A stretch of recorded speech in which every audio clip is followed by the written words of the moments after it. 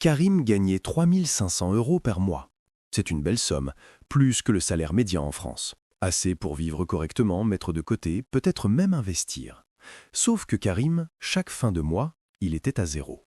Pas à cause de problèmes de santé, pas à cause d'une séparation difficile, pas parce qu'il dépensait trop en fêtes ou en voyage. Non, Karim était fauché parce qu'il ne comprenait pas une règle simple, une règle que personne ne lui avait jamais apprise. Et cette règle, elle peut transformer complètement ta relation avec l'argent. Dans cette vidéo, je vais te raconter l'histoire de Karim et à travers son histoire, tu vas comprendre pourquoi la plupart des gens travaillent toute leur vie sans jamais vraiment s'en sortir et comment les autres, eux, font travailler l'argent à leur place. Installe-toi. Cette vidéo dure moins de 20 minutes et si tu restes jusqu'au bout, je te garantis que tu ne regarderas plus jamais ton compte bancaire de la même façon. Bienvenue sur Orpheric Finance. Karim a 31 ans. Il vit en région parisienne. Il est chargé de projet dans une entreprise de logistique. Un bon poste, stable, avec des perspectives. Chaque mois, son virement tombe le 28, 3 500 € net. Il regarde le chiffre sur son appli bancaire et pendant exactement 2 jours, il se sent riche. Puis, ça commence. Le loyer part, 950 €. Les courses, 400 €. L'abonnement salle de sport, qu'il n'utilise plus vraiment, 40 €. L'assurance voiture, le téléphone, Netflix, Spotify, l'électricité, le transport. On est déjà au 5 du mois et il reste 800 €. Ces 800 €, Karim les appelle son épargne. Sauf qu'ils finissent en sortie le week-end, en vêtements achetés par habitude, en restaurant avec des amis, en un billet d'avion acheté sur un coup de tête. Fin du mois, 0. Ou presque.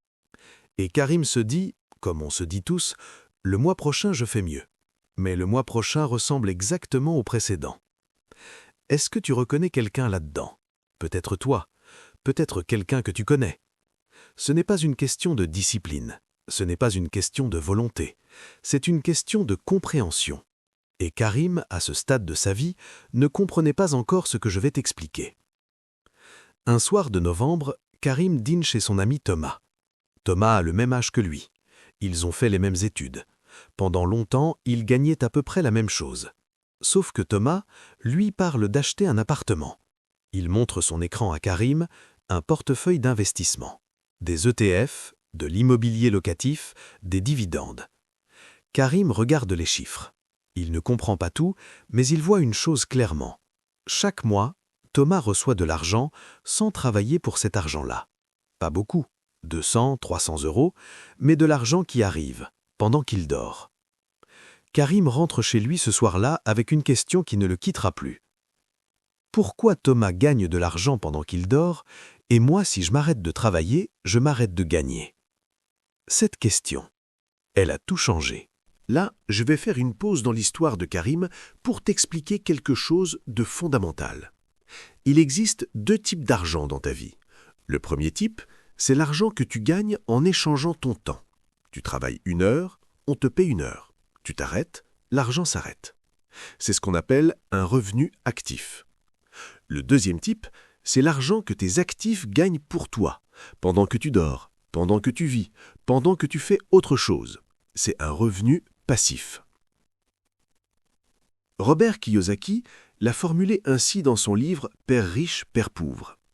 Les riches n'achètent pas des passifs, ils achètent des actifs. Un actif, c'est quelque chose qui met de l'argent dans ta poche. Un passif, c'est quelque chose qui en sort. Ta voiture, un passif. Elle te coûte de l'assurance, de l'entretien, du carburant. Un appartement que tu loues, un actif. Il te rapporte chaque mois. Ton abonnement Netflix, un passif. Des actions qui versent des dividendes, un actif. Karim avait un salaire, mais il n'avait aucun actif. Et c'est là que tout commence à changer. Karim, motivé par ce qu'il a vu chez Thomas, décide d'agir. Et là, il fait exactement ce que la plupart des gens font quand ils découvrent l'investissement. Il ouvre un compte sur une plateforme de trading, il regarde des vidéos sur le Bitcoin pendant 3 nuits, il investit 2 000 €, ses économies de 4 mois, dans une crypto-monnaie dont quelqu'un lui a parlé sur Instagram. Tu vois venir la suite. 3 semaines plus tard, il en reste 800. Karim est dégoûté, il se dit que l'investissement c'est pour les riches, que c'est trop risqué, que lui n'a pas les codes. Pendant 6 mois, il n'y touche plus. Mais la question, elle, ne disparaît pas. Pourquoi Thomas continue à recevoir de l'argent chaque mois, tranquillement, sans prendre ces risques-là? Karim décide de faire ce qu'il aurait dû faire dès le début. Il apprend. En lisant, en écoutant des podcasts, en discutant avec Thomas, Karim comprend 3 règles qu'on ne lui avait jamais expliquées. Règle numéro 1. Paie-toi en premier. La plupart des gens font ça. Ils gagnent leur salaire, ils paient leurs charges, ils dépensent ce qu'il reste et ils espèrent qu'il restera quelque chose à épargner. Ça ne marche jamais. La règle, c'est l'inverse. Dès que le salaire arrive, tu vires automatiquement un montant fixe vers un compte épargne ou investissement, avant de payer quoi que ce soit d'autre. Le reste de ta vie s'adapte à ce qu'il reste. Même 50 € par mois, ça peut sembler ridicule. On va voir pourquoi ça ne l'est pas. Règle numéro 2. Comprends les intérêts composés. Einstein, peut-être, personne n'est sûr, aurait dit que les intérêts composés sont la 8e merveille du monde. Voilà ce que ça veut dire concrètement. Tu investis 100 €, il rapporte 7% la première année, tu as 107 €. La deuxième année, les 7% s'appliquent sur 107 €, pas sur 100.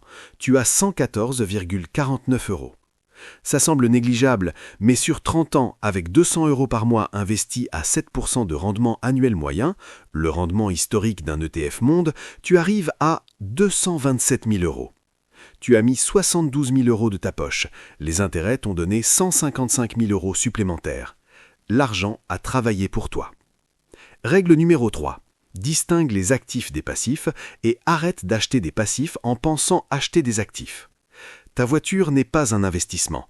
Ton téléphone dernier modèle n'est pas un investissement. Même ta résidence principale est discutable. Elle ne génère pas de revenus. Elle coûte des charges. Un actif génère du cash flow. Point. Karim a collé ces 3 règles sur son bureau et il a commencé à changer ses habitudes une par une.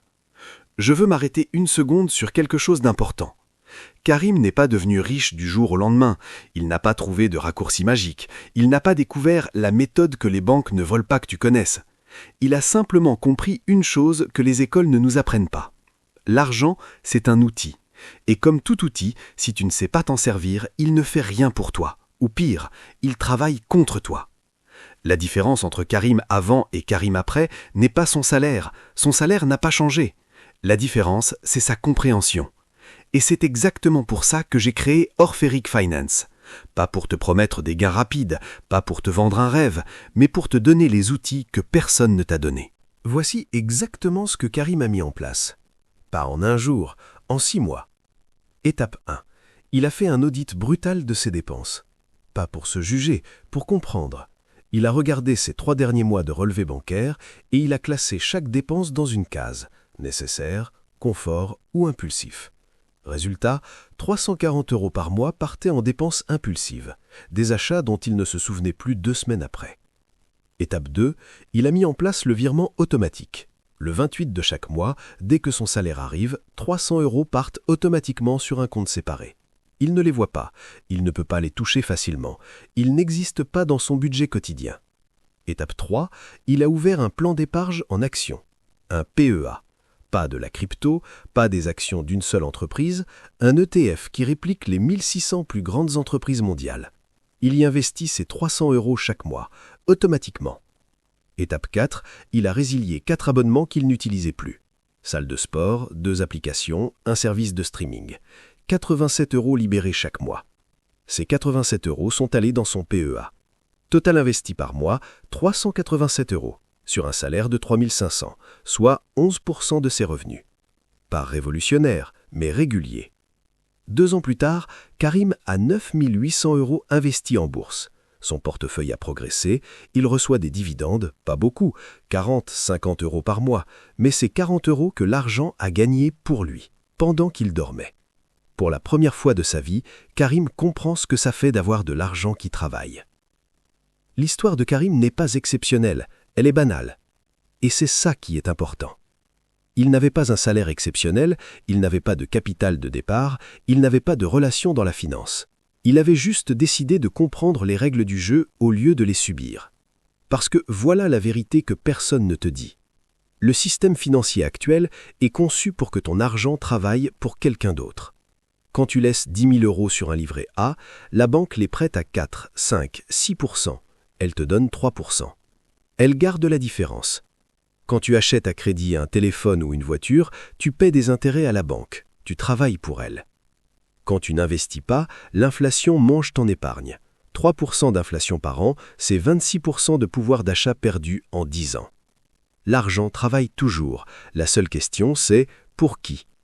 Karim a décidé que ça serait pour lui. Et toi ? Si cette vidéo t'a apporté quelque chose, une prise de conscience, une idée, une question, alors j'ai fait mon travail. La semaine prochaine, on va parler de quelque chose que personne n'aime aborder, les impôts. Combien tu paies vraiment ? Combien tu pourrais économiser légalement ? Et ce que les entrepreneurs savent que les salariés ignorent. Si tu ne veux pas rater ça, abonne-toi maintenant et active la cloche. J'ai aussi préparé pour toi un guide gratuit, les 5 premiers pas pour faire travailler ton argent. Tout ce qu'on a vu aujourd'hui, résumé en 5 actions concrètes que tu peux mettre en place cette semaine. Le lien est en description. Je m'appelle Orphéric et je te dis à la semaine prochaine.